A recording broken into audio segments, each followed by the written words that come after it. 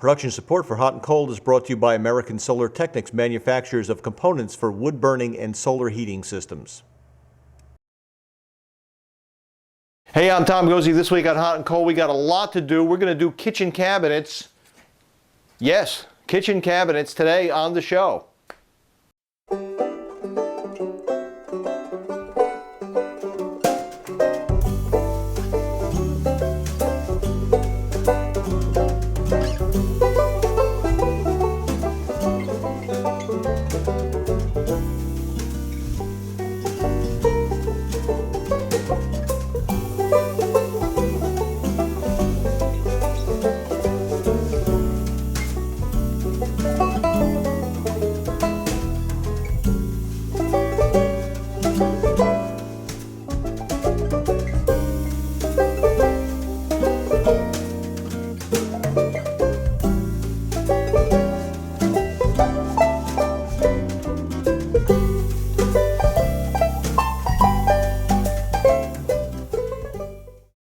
So here we are, we're ready to start doing kitchen cabinets. I've actually already started doing kitchen cabinets because I couldn't wait. We got so many to do that we have plenty to show you, but you can see we've got some up here. We've got Thomasville kitchen cabinets. These are oak, they're not oak, they're maple. Duh. They're maple with a finish called wheat, and we'll talk more about those in a minute. Before we get started though, you may notice something different about the ceiling. There's a new ceiling in here. As we were getting ready last week for the cabinets, I was advised to the fact that we hadn't done anything with the ceiling, and we had that stipply kind of stucco-y kind of nasty looking ceiling up here, and we went round and round as to what to do, and I've been chewing on the idea of putting edge and center bead pine up, which is sort of becoming the trademark ceiling in all our projects, because it's so simple and it's so inexpensive. This is about a 200 square foot room. We're into this ceiling about $400, but it has transformed the ceiling. We don't have to scrape anything. We don't have to make a big mess. What we have is strapping on the ceiling, screwed into the rafters, and then we've got this nailed right up onto it. This was a 2-hour project. 2 hours transformed this room into something really attractive. And we don't have to worry about any of the nasty stuff that was beyond it because it's all hidden. Gotta love those kind of projects. So that's done. So let's get on to kitchen cabinets. What we have here is Thomasville cabinets from Home Depot. Thomasville is known for making furniture, and of course they make cabinets also. And these are all wood cabinets. We have wood fronts. We've got plywood here. We've got. Let me show you on one of the drawers. The drawers are all dovetailed on both ends, not just the front, but on the front and the back, and they're all wood, and they are great cabinets. They're substantial as all get out. Not an outrageously expensive kitchen either. I mean, we're going from that wall almost over to that wall. We'll have base cabinets and wall cabinets, of course, and we were into this about $2,800 for the cabinetry, which ain't bad. So we're pretty happy about that, and they go up pretty quickly, and you'll see a little bit more about this in a minute. The one tool you need several tools to do kitchen cabinets properly. The most important tool in the toolbox is the level. Everything has to be plumb and level. If it's not plumb and level, it'll transmit all the way along and it'll really start to look peculiar. So what we have done, I spent a fair bit of time setting up the location of the cabinets where they need to be. And there's several critical points that we have. We center everything around this window. This is where the sink is going to be, this is where the window is, and that's sort of the focal point. So we've got cabinets on either side of the window. We've got wall cabinets, we've got a shelf. If you recall, many eons ago, there were cabinets here with shelves on either side of the window. We have that again replicated. Going in this direction towards the corner, we have a couple of holes in here that have to line up properly. One is right here. This is where the microwave is going to go in here. We have a wall microwave, and the stove has to drop in, and it's got to drop in between base cabinets, and the edges line up with these edges. So that's critical. Further down the line here, as I tangle up with my wires, we have the same kind of deal over here. We have the refrigerator has to slide in. So we have to make sure that we have enough room. In the process of doing between when I order the cabinets and when the cabinets have arrived. I made a slight change in plans just to keep my life from being dull. Remember that wall over there? There was no insulation in it. I padded it out with 2 inches of foam. Well, that 2 inches pushed this whole set here over 2 inches, set all the base cabinets over 2 inches because everything has to line up, right? Not a big deal because we can jockey around the window okay. We have enough room here to play, but it has affected the location of our sink base. And our sink base, here's the center line for the sink. Here's the center line here, lines up with where the sink is. But this center line is about 2 inches off of the center line of the window. And we're going to live with that for the time being. That's a boo-boo I made. Now we could just leave it as is and say, okay, it's off by 2 inches by the center of the window. But what's going to happen is come springtime, this window is going to get replaced. It's old, it's leaky. I feel cold air coming in it today. It's windy and cold out there.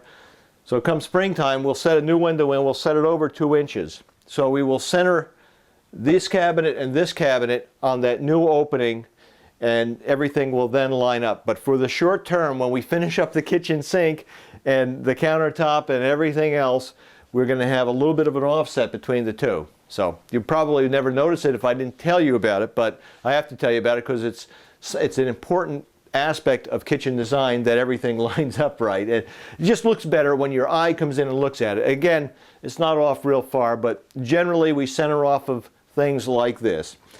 And we have here, this is all okay. That side's all going to be okay. And it'll all work out fine.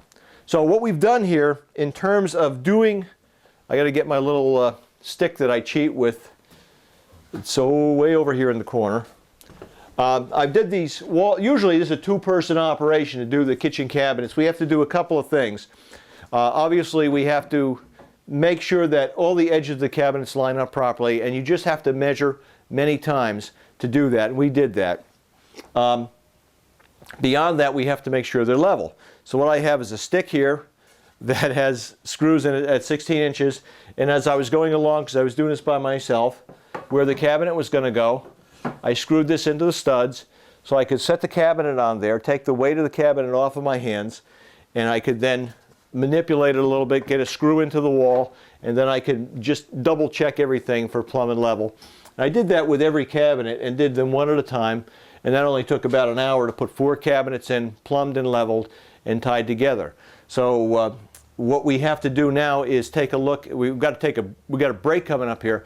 When we come back, we're going to prep the other side cabinet, and we'll show you how that goes in, because a couple little tricks you need to know about doing kitchen cabinets easily. It's not a big deal to do them, but it's a couple of things you need to know, and we'll do it. I left this side because it's quick and easy, and we'll do it here, and I'll do it by myself, and you'll see that it is not as daunting as you might think it is. We're going to take a quick break, and we'll be right back. Don't go anywhere. Hey, we're back, and one of the things you need to do when you work with kitchen cabinets is you take the doors off.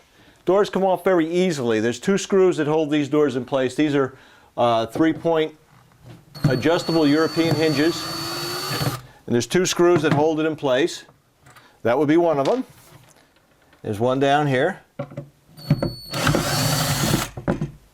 And we just take the doors off. We put them off to the side carefully. We don't want to mar the finish, so we're a little bit careful. And now we have a box, and you may hear people talk about cabinets as boxes. That's what we essentially have here.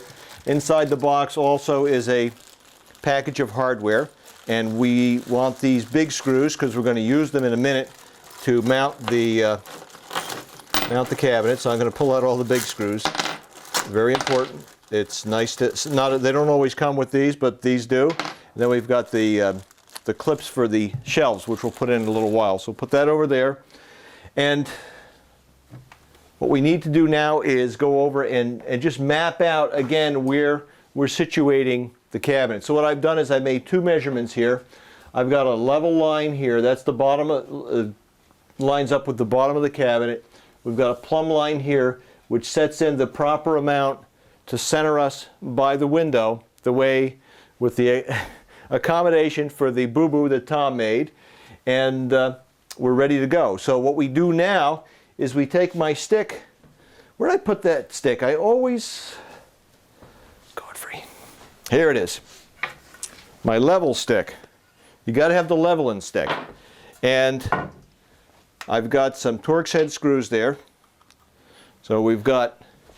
You remember when we did this way back when, these are 16 inches on center. So where I've got the screws in here, 16 inches on center. Right there is one.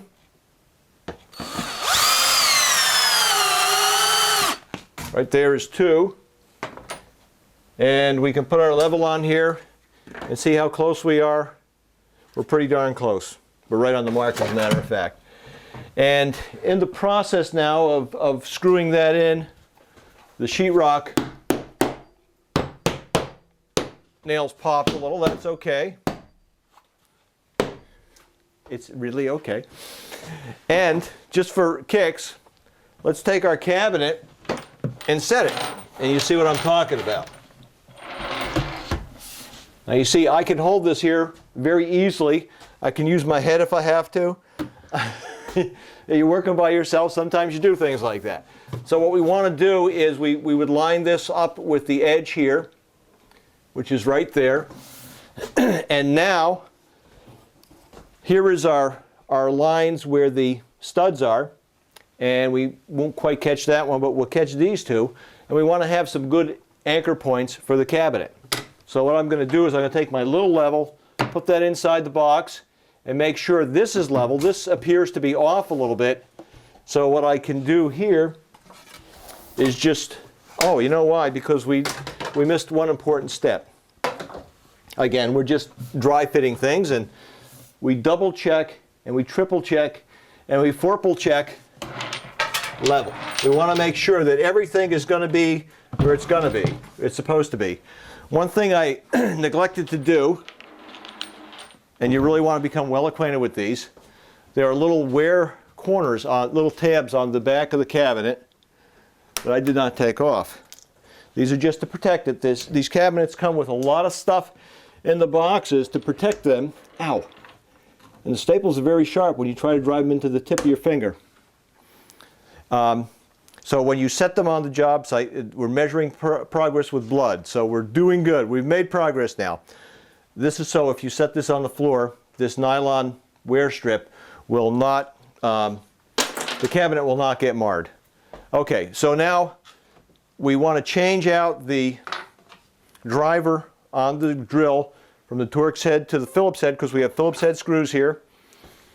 Suck on our finger to take care of the blood. And we come over here and we set the cabinet. Again. Okay. And again, with one hand, we put it on the line, or on the cleat we have. We double check the level, which is still a little bit off. That's okay. So we want it to go up a little bit on this edge. I'm just going to take a shingle, just to shim it.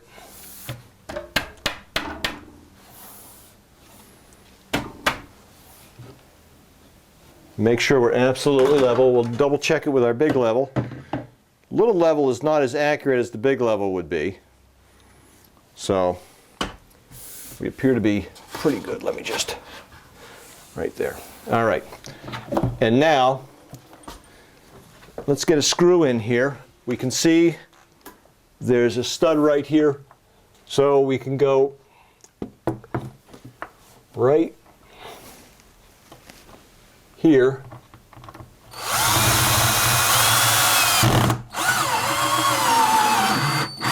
You can hear that. Oop. I knocked it off my cleat. It's okay. That's not the way you do it. All right. Let's pay a little bit more, be a little more careful here. All right. Let's get the second screw in so we're not wiggling around quite so much. I'm going to stop and get a Band-Aid before I bleed on the new cabinets.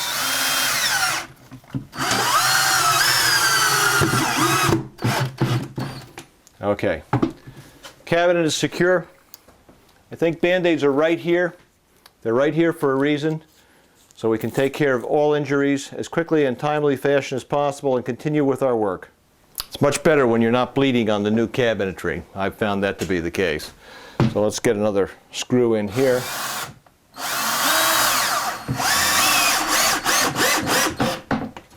And that is solid. That box is there and everything is fine. We can now take out our cleat that was holding the cabinet up, because we don't need that anymore. It's sort of our third hand. And we got one here.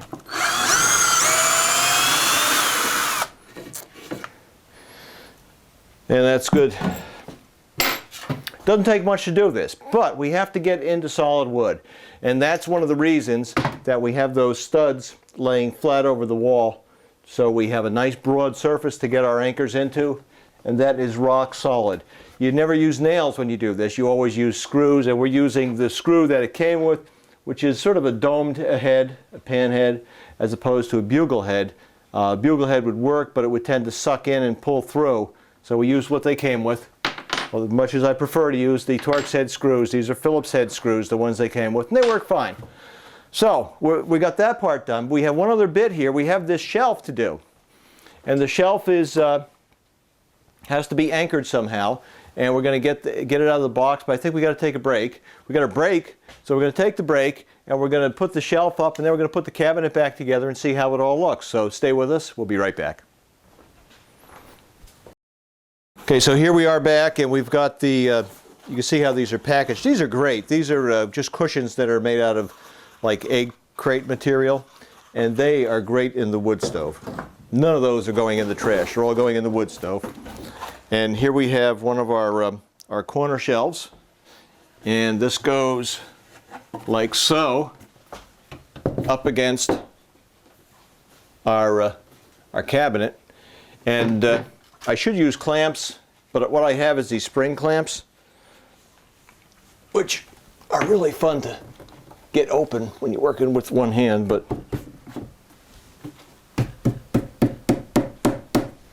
they tend to slip a little bit because this is a pretty heavy shelf, but I think we can, I did the other one, I think we can get this one to go. As a matter of fact, you know what I should have done? I should have left my piece of wood under there, huh? I wasn't thinking, was I? Okay, that's just about where it should be. Now, this is sort of the same as if we were connecting cabinets, and what we need to do with the door out of place, maybe if Mr. Cameraman wants to come around to this side, we can take a look at what's happening here, a close-up, extreme close-up of the situation. Here's the holes, the other one is behind here, but here's a hole where the hinge goes in. So we're going to put a screw in through here into this shelf. So what we need to do is drill a hole, because this is hardwood, this is maple, it's rock maple, it's really hard. So we need to adjust the drill for the proper penetration, and we just want to get into the shelf just a dite, and that's about where we want to be, right there. So what I'm going to do is I'm going to go right underneath here, and when the door is back on here, this screw will not be visible, and I'll show you why in a second here. So we're going to go in. We want to make sure, whenever I do this, I go in a bit, and then I pull the drill out so I get the wood shavings out of there, because it's going to want to bind up. And then I'm going to take this drill bit out and set it to the side, because I need to put a bigger drill bit. And you could do this with multiple drills, but we want a big drill bit so we can countersink the head of the screw that I just threw on the floor. So we're just going to countersink this just a smidge. That's a bugle head. We don't have to go crazy. And okay, so we do that. We put our driver back on. This is where a cordless drill comes in very handy. And I'm endlessly changing bits back and forth. And we're going to take a standard, I'm using an 1.5 inch screw here. And we get that in. Okay, so that one's done. We got to do the same thing at the top. And again, we do the quick switch of the drill bits.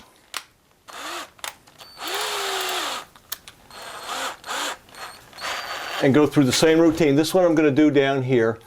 Now, it's very critical when we do this that everything is in the proper plane. The front of the shelf is even with the front of the cabinet, and it is. And we go in, I'm going to go in, well, we're going up here, because it will not be.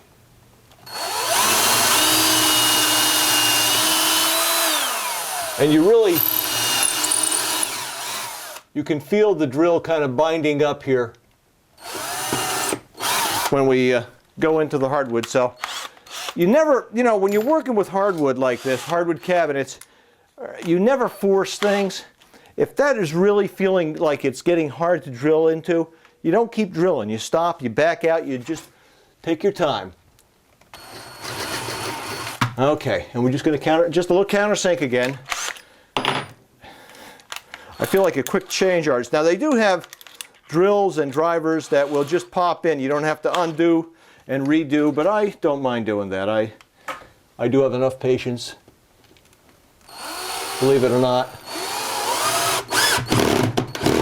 Okay, now we're going to do the same thing in the back edge here. We're going to line up with the shelf though in the back because we want to get into some real meat here. We don't have this style here. We have just the wall. So we're going to get way back here, do the same thing with 2 holes, catch the shelves, and then this cabinet will be, this shelf will be ready to go. Okay, excuse me. Last screw's in place.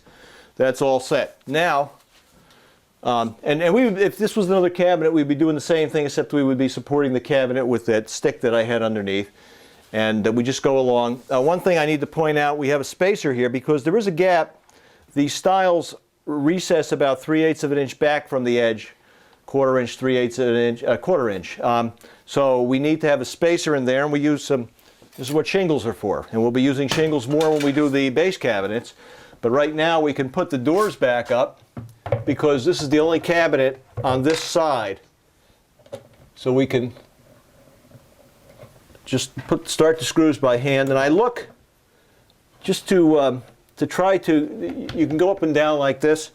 So I try to center it so we break the difference between the top and the bottom.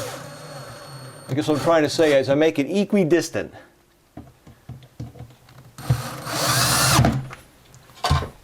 It's that simple. 2 screws holds the door. We do this door, and we're back in business.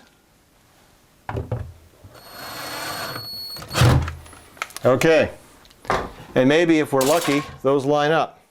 They do. Now, if the center reveal, the space in between the doors isn't right, we have adjustments here, and we'll go over those when we're all done with the cabinets. But that cabinet is mounted now, and you can see it didn't take all that long. We did it pretty much on live TV except for injuries, and that's done. So now we have sort of framed the window. You can see the gap here on one side is bigger than on this side because that whole window is going to shift over 2 inches sometime in the spring. I'll probably trim the foam, but I won't trim out this part of the window. We'll trim out everything else. We could save that for springtime. But we cannot wait to springtime to do base cabinets, which is next on our agenda. And the base cabinets, of course, we have somewhat similar things we deal with, except we have the luxury of not having to hold them up in the air. We always do the wall cabinets first so we can get in real close, get right up in here, hold these cabinets and work on them without having to be out 2 feet and leaning over cabinets. You can do it both ways, but quite honestly, it's a lot easier to do the wall cabinets first, then do the base cabinets. I did set roughly the sink base right now because I wanted to double check all my distances in terms of where everything relates. Everything, again, focuses on where this sink is. So what we have is we have the sink situated where it's going to be. We've got our pipes up through, and we did it right on the first cut. There's no extra holes in the sink base, and that's always a good thing. And it takes a little bit of time to measure, but it doesn't take long. That's what, again, we have this, the level, and I have this, and the carpenter's pencil, the big one. I know these are big enough I can't lose them. And we just measure off everything. We have a plan when we start this out, and we take the plan. Let me show you the plan. So we have a picture of what it's supposed to look like approximately, and we take that plan, and when we're done, It'll even look better than the plan because these are real cabinets. But we got to stop here right now because we're out of time. But next week, we do some base cabinets, and I have a feeling they're going to go faster than the wall cabinets, and I think the wall cabinets went pretty quickly. So we got to take a break here. If you have any questions, give us a call on the radio. It's a pretty simple project. A lot of people are very intimidated by kitchens. They think it has to be tens of thousands of dollars to do the kitchen over. It is some money to do a kitchen over to make it look nice, but it's in the hardware. The labor can be your labor, and you can do this yourself. But we'll see you next week, same time, same place. We're the base. We get really base with things. Production support for Hot and Cold is brought to you by American Solar Technics, manufacturers of components for wood burning and solar heating systems.